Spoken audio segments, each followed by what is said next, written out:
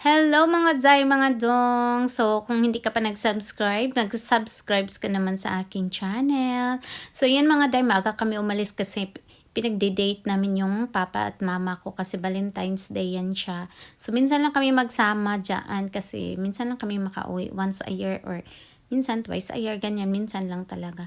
So, ayan mga Zay, ayan, dinilhan namin sila ng makakain dyan. Nag-snack muna kami, dyan muna kami nagtambay, saktong tambay lang. Tapos sa tawa pa ako niyan kasi nagbili si papa ng bulaklak dyan, ibinigay kay mama. Tapos, ayun nga, nilagay niya dun sa niya. So, tawa-tawa si Jeso kasi hindi niya nakalimutan yung ginawa sa lolo niya daw na pinaglalagay dun sa bag ng lola niya. Dapat daw hindi ganun. So, ang saya-saya ng mama at papa ko kasi nakasama namin sila ulit. So, ang sarap talaga sa pakiramdam na pinasaya mo yung parents mo. Minsan lang yung mangyayari, diba? Lalo na matanda na sila, dapat bigyan sila ng panahon. Dapat i-date din natin sila paminsan-minsan. At nakikita ko talaga na sobrang saya nilang dalawa. Lagi sila nakangiti sa amin, tapos nagpapasalamat talaga silang dalawa sa amin na binigyan namin sila ng panahon kahit kunting time man lang, pero sobrang saya na nila yun. So, pauwi na kami niyan mga Day, pero huminto pa kami dyan sa labahan. Kasi nagdala ako ng labahan kasi napagod ako na ako ang maglaba sa bahay. May washing naman dun. Pero nakakapagod pa rin talaga. Kasi lagi kami nag-alis sa bahay. So, wala kaming time talaga Day. Kaya, ayan mga Day, mga Dong, nagpalabada muna ako dyan. So, ako yung taga-bit-bit, baliktad. Dapat yung yung asawa ko yung magbit-bit niyan. Siya yung nagbit-bit ng kamera dyan. So, sige lang mga Zay, no? So, ayan, nagpalabada na ako dyan. Nagpakilo ako. So, yung asawa ko, video naman dyan siya. Tapos, inutusan ako ng asawa na dapat nakaganon yung damit. Nakabaliktad yung mga damit kasi kuton yun siya. Panglamig namin dito sa Korea. So, ayan, babay-babay pa ako dyan mga Day. Nagpatimbang pa ako dyan. At yun na nga, maganda dito din na labahan, malinis sila maglaba at mabango. Dito talaga ako nagpapalabada. Halos twice a week kami dito kapag nandito kami sa Pinas. Ayan, pinaliktad ko na yung kasi sabi ng asawa ko dapat baliktarin lahat ng mga kuton. Kasi yung damit na yan is damit namin dito sa Korea, mga panglamig ba. Kapag hindi yun binaliktad, naghimulmul yun siya. Kaya ginaganon namin siya. So ayan na nga, nag-antay yung asawa ko. Sabi pa ng asawa ko, ang ganda pala pag ganito. Pero ayun nga, kapag may masira, ayun, na ka naman. Buti na lang din dito mga Zay, kasi nung nakaraan nasira siya. Kaya ngayon lang ako nakabalik ulit. Ayan, pasayaw-sayaw na ako dyan. Kasi wala na akong labahan. Yan lang yung ko. Moments ko na. Masaya ako talaga mga Zay. Kasi naiinis ako yung maraming tambak. Tapos wala akong time na maglaba. So, ayan, tinitimbang na ni ate yung mga damit kung magkano at ilang kilo.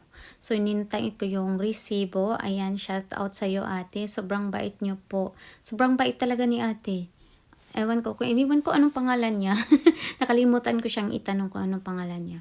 Kasi pag nandyan kami, nakasmile siya lagi talaga. Yan ang dapat, di ba? Hindi yung agang-aga, nakasimangot na. So, yun, nagchika-chika pa kami konti ni ate dyan. Nagtatanong din ako kung kailan ko makuha. Tapos, pagkatapos namin dyan, mga Zay, umalis na din kami niyan. Biyahe na naman kami pa Alegria kasi doon may open market. At nakarating na kami mga Zay. Hindi na ako nag-video kanina kasi baka malubat yung GoPro ko. So, hindi na ako makapag-video. So, ito nga pala yung aming market dito sa aming lugar. Dito sa Alegria. Kunti lang siya. Hindi siya masyadong malaki. Pero andito na lahat yung mga bilihin. At makakabili ka ng mga preskong gulay. At iba din yung wet market nila. Iniba nila. So, malinis talaga yung market nila dito. At nakakita nga ako dyan ng baboy. Sobrang laki. Sarap. Lechonin.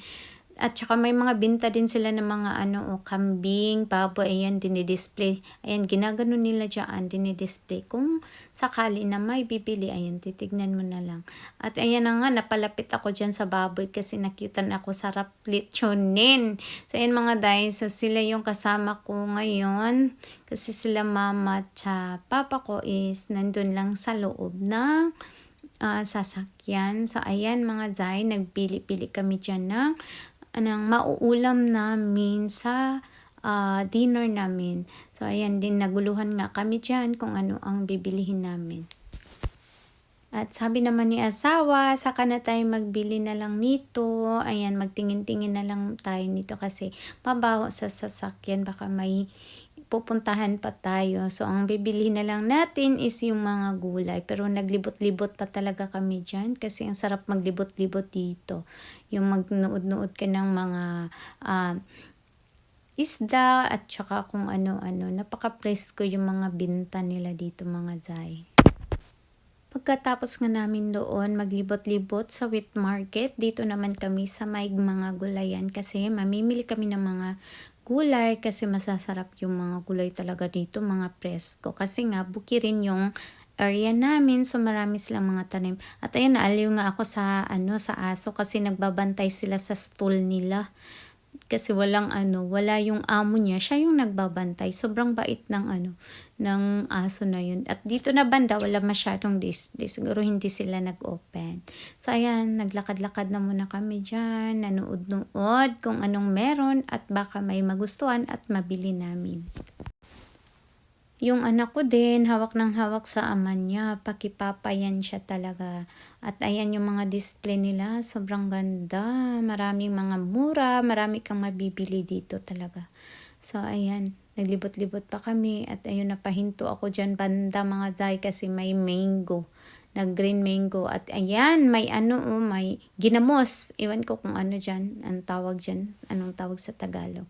So, ito naman, dito banda naman, prutas. At dun sa kinalooban is yung mga gulay nila. So, napaka-presko talaga yung mga binta nila dito. Kaya, kapag open market dito, pag nandun kami sa Pinas, nagpupunta talaga kami sa mga open market. Namimili kami ng mga gulay, hindi naman gaano karami. Mga pinipili namin, yung mga pang-araw-araw lang talaga.